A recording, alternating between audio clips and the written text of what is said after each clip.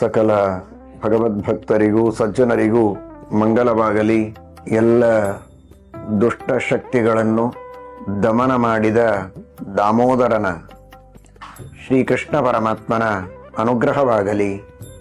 ಈ ನರಕ ಚತುರ್ದಶಿಯ ದಿನ ಶ್ರೀಕೃಷ್ಣ ಪರಮಾತ್ಮ ನರಕಾಸುರನನ್ನು ಸಂಹಾರ ಮಾಡಿ ಅದಿತಿ ದೇವಿಯ ಕರ್ಣ ಕುಂಡಲಗಳನ್ನು ಪುನಃ ಅದಿತಿ ದೇವಿಗೆ ಒಪ್ಪಿಸಿದ.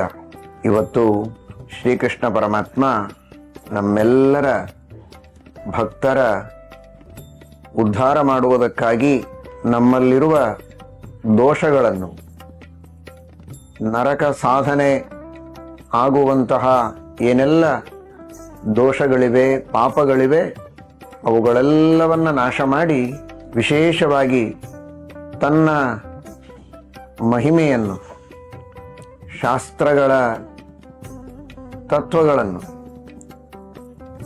ವೇದ, ಮಹಾಭಾರತ, ಭಾಗವತಾದಿ ಸಚ್ಛಾಸ್ತ್ರಗಳನ್ನು, ಸರ್ವಮೂಲ ಟೀಕಾ ಟಿಪ್ಪಣಿ ಗ್ರಂಥಗಳನ್ನು, ದಾಸರ ಪದಗಳನ್ನು ಹೇಳುವ, ಕೇಳುವ, ಚಿಂತನ ಮಾಡುವಂತಹ ಸೌಭಾಗ್ಯವನ್ನು ಕರುಣಿಸಿ ನಮಗೆಲ್ಲ ವಿಶೇಷವಾಗಿ ಅನುಗ್ರಹವನ್ನು ಮಾಡಲಿ.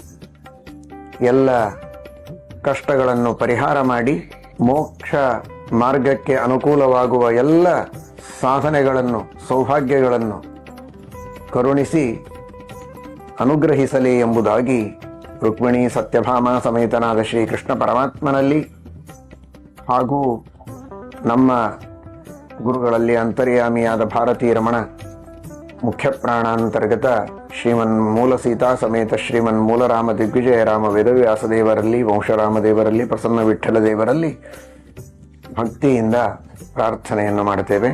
ಹರಯೇ ನಮಃ. ಶ್ರೀಕೃಷ್ಣ ಅರ್ಪಣಮಸ್ತು.